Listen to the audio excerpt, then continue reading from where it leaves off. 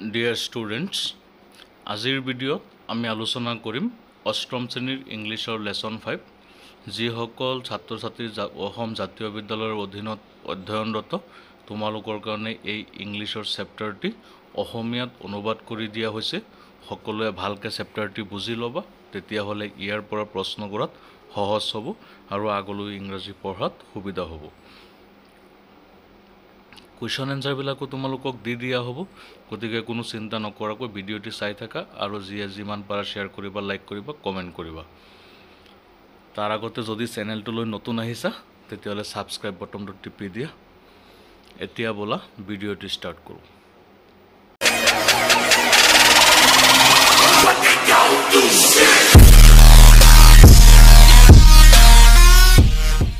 অষ্টম শ্ৰেণীৰ ইংলিছৰ লেসন নম্বৰ 5ত আছে দা গাৰ্ডেন অফ ৰিফ্লেকশন এই চেপ্টাৰটিত সচৰাচৰ কিহৰ বিষয়ে আলোচনা কৰা হৈছে অসমীয়াত অনুবাদটো তোমালোকে জানিলে পাৰিবা আলোচনাত গম পাবা ইয়াত আৰম্ভণি কৰা হৈছে in a Kuwait suburb neighborhood there lived a young boy named Arjun and his little sister Aisha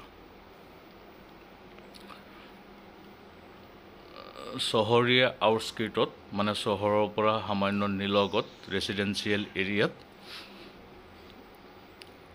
এজন লৰাই বসবাস কৰিছিল তাৰ নাম হৈছে অৰ্জুন আৰু তাৰ এগৰাকী ভনীয়েক আছিল Aisha had a small vibrant garden in their background filled with colorful flowers and delicate plants আইশাৰ এখন সৰু বাগিচা আছিল তেওঁলোকৰ ব্যাকগ্ৰাউণ্ডত আৰু হেতুত বিভিন্ন ৰঙৰ ফুলৰ গছেৰে ভৰপুৰ হৈ আছিল It was her pride and joy and she tended to it with love and care এই বাগিচাটো আইশাৰ কাৰণে প্ৰাইড আৰু জয় আছিল তাই ফুৰ্তি পাইছিল ইয়াত কাম কৰি বৰ গৌৰৱবোধ কৰিছিল আৰু অতি যত্নেৰে তাই বাগিচাখন চলাই নিছিল মানে বাগিচাখনৰ দেখাশুনা কৰিছিল One sunny afternoon curiosity got the better of Arjun and he decided to play around Aisha's garden unaware of the damage his playful antics were causing. এদিনাখন দুপৰীয়াতে আবেলিতে ৰদ আছিল বহুত সানি আফটাৰনুন আছিল আৰু অৰ্জুনে আইশাৰ বাগিচাখনৰ কাষত গৈ খেলিছিল হি এটো ভবাই নাছিল যে তাৰ খেল ধেমালিয়ে বাগিচাখনৰ ক্ষতি কৰিব পাৰে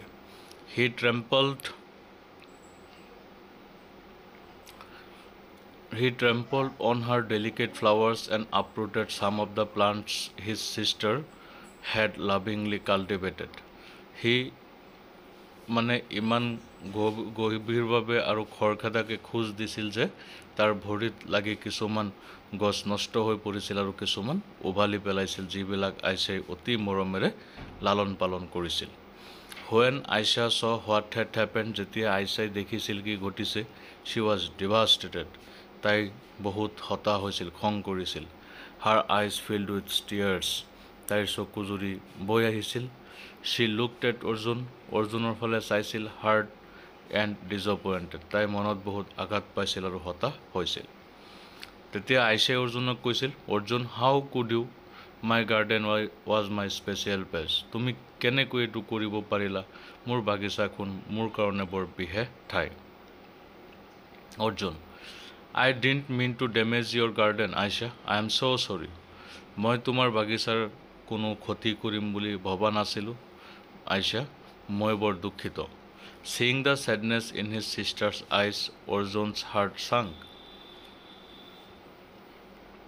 তাৰ ভনীৰ মনটো দুখেৰে ভৰি পৰা দেখি বা চকুজুৰিত দেখি অৰ্জুনৰ মনটো ডুবি গৈছিল মানে দুখত ভাঙি পৰিছিল He realized that his actions had not only destroyed the garden but had also hurt his sister deeply. He অনুভৱ কৰিব পাৰিছিল যে তাৰ কৰ্মই কেৱল মাত্ৰ তাইৰ বাগিচাখনেই ধ্বংস কৰা নাই আনকি তাইৰ ভনীৰ মনত গভীৰভাৱে আঘাত কৰিছে ভনীয়েকৰ মনত গভীৰভাৱে আঘাত কৰিছে That night as he lay in bed guilt and sadness consumed him সেইদিনাখন ৰাতি সি যেতিয়া বিচনাত পৰিছিল তাৰ মন দুখ আৰু অনুশোচনাৰে গিল্টেৰে ভৰি পৰিছিল। হি ক্ল'জড হিজ আইজ, সি চকুজুৰি বন্ধ কৰিছিল, and drifted into a restless sleep, আৰু গভীৰ টোপনিত মগ্ন হৈছিল।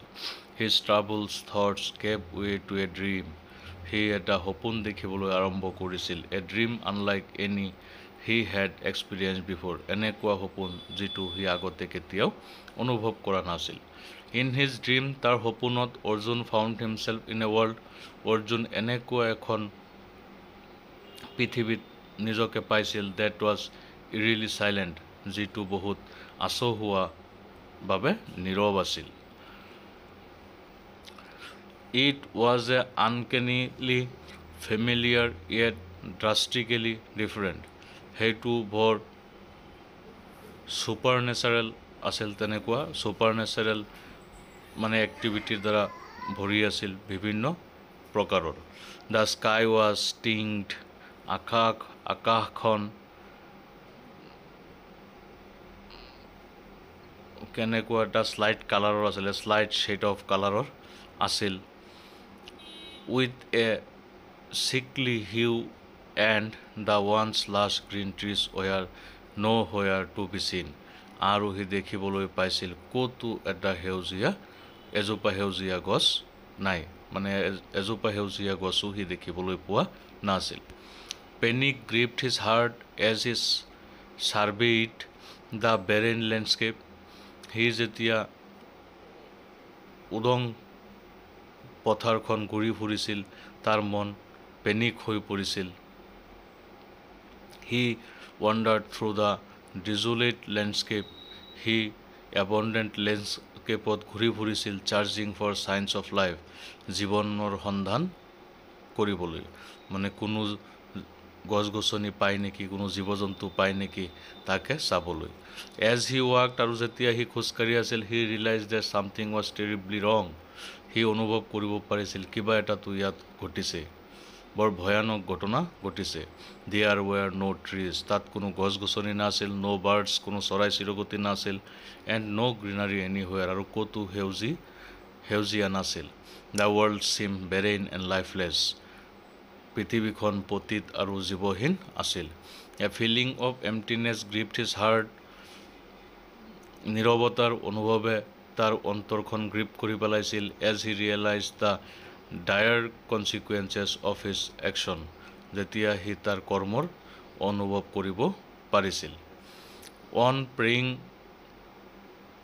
Praying further, he was shocked beyond words to see some familiar faces, সি যেতিয়া তাত ঘূৰি ফুৰিছিল তেতিয়া সি আচৰিত হৈছিল কিছুমান চিনাকি মুখ দেখি।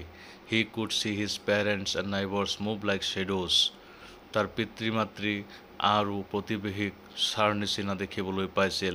There faces express their acute distress, তেওঁলোকৰ মুখকেইখনে গভীৰ মানে ডিষ্ট্ৰেছ প্ৰকাশ কৰিছিল। The air felt heavy with pollution, বতাহ প্ৰদূষিত আছিল। And every breath felt like a struggle, উশাহ লোৱাটো, প্ৰতিটো উশাহ লোৱা এটা সংগ্ৰামৰ নিচিনা আছিল, বৰ কষ্টৰ আছিল। দে কফড, তেওঁলোকে কাহি আছিল। And he could perceive their bodies becoming weak from the toxic air they were inhaling, আৰু সি দেখিবলৈ পাইছিল যে তেওঁলোকে যি উশাহ লৈ আছে, ইনহেল কৰি আছে বায়ু, সেইটো বৰ টক্সিক আছিল, বিষাক্ত আছিল, প্ৰদূষিত আছিল। The world before his eyes was suffocating, তাৰ চকুৰ আগত গোটেই পৃথিৱীয়ে ছাফোকেট কৰি আছিল। And he could not but be filled with remorse, সি একো কৰিব পৰা নাছিল। Amid the chaos Arjun's eyes met his parents, এইবিলাকৰ ভিতৰতে অৰ্জুনৰ চকুজুৰি তাৰ পিতৃ মাতৃক দেখিবলৈ পাইছিল। A plea for help emanated from them, তেওঁলোকৰ পৰা সহায় বিচৰা হৈছিল। Arjun sat down on the ground, Arjun মাটিতে বহি পৰিছিল। হিজ হাৰ্ট হেভি উইথ ৰেগ্ৰেট, অনুতপ্তত তাৰ মন ভাঙি পৰিছিল। ছাডেনলি এ ফেইণ্ট হুইস্পাৰ ৰিচ্ড হিজ ইয়াৰ্ছ, হঠাতে এটা অচিনাকি শব্দ তাৰ কাণৰ কাষত ফুচফুচাই আছিল। It was a voice gentle and soothing. এই শব্দটো আছিল নম্ৰ আৰু soothing আছিল. Voice. Every action has consequences. Arjun, যি কৰা হয় সকলোৰে consequence এটা আছে. The choices we make today shape the world of tomorrow. আজি আমাৰ চইচে কাইলেৰ পৃথিৱীখনকহে আমি শেপ কৰোঁ, মানে আজি আমি যি কাম কৰিম তাৰ দ্বাৰা আমাৰ ভৱিষ্যত নিৰ্ধাৰণ কৰা হয়. Arjun looked around. অৰ্জুনে চাৰিওফালে চাই পঠিয়াইছিল. Searching for the source of the voice. কথাবিলাক কোনে কৈছে সেইটো বিচাৰি, শব্দৰ উৎস বিচাৰি. He saw a faint glow' in the distance and he ৱাক টুৱাৰ্ডছ ইট. সেই ডিষ্টেঞ্চত এটা ফেইণ্ট গ্ল' দেখিবলৈ পাইছিল আৰু সি সেইফালে খোজকাঢ়ি আগবাঢ়িছিল. Suddenly he came across a withered plant. হঠাৎ সি মৰহিব ধৰা গছ এজোপাৰ কাষলৈ গৈছিল. Instinctively he knew what to do. আৰু সি জানিছিল কি কৰিব লাগিব. He vehemently search for some water. সি ইণ্টেনশ্যনেলি পানী বিচাৰি ফুৰিছিল. And was glad to come across a pitcher. আৰু এটা পিচাৰত অলপ পানী পাই সি আনন্দিত হৈ পৰিছিল. Relieved to find the little water inside it. আৰু তাৰ ভিতৰত অলপ পানীও পাইছিল. He gladly sprinkle some on the wilting plant and instantly the world around him began to change. আৰু সি কি কৰিছিল, শুকাই যাব ধৰা গছ এজোপাত সি পানী ছটিয়াই দিছিল আৰু লগে লগে তাৰ চাৰিওফালৰ পৃথিৱীখন পৰিৱৰ্তন হৈ পৰিছিল. The grey sky transformed into a brilliant blue. Grey স্কাইখন হঠাৎ ব্লুলৈ পৰিৱৰ্তন হৈ পৰিছিল. And the ground beneath his feet. আৰু তাৰ ভৰিৰ তলত থকা মাটিটো sprouted with grass and flowers. ঘাঁহ আৰু ফুলেৰে ভৰি পৰিছিল. In his dream. তাৰ সপোনত Arjun witness the world coming back to life. তাৰ সপোনত দেখিবলৈ পাইছিল অৰ্জুনে পৃথিৱীখনত আকৌ জীৱন ঘূৰি আহিছে.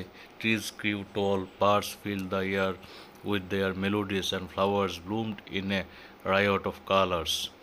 চৰাইবিলাক, গছ গছনিবিলাক ডাঙৰ হ'বলৈ ধৰিছিল. চৰাইবিলাকে উৰি আছিল বতাহত আৰু মেলোডিৰ নিচিনাকৈ গান গাই আছিল. ফুলবোৰ, বিভিন্ন ৰঙৰ ফুলবোৰ ফুলিবলৈ ধৰিছিল.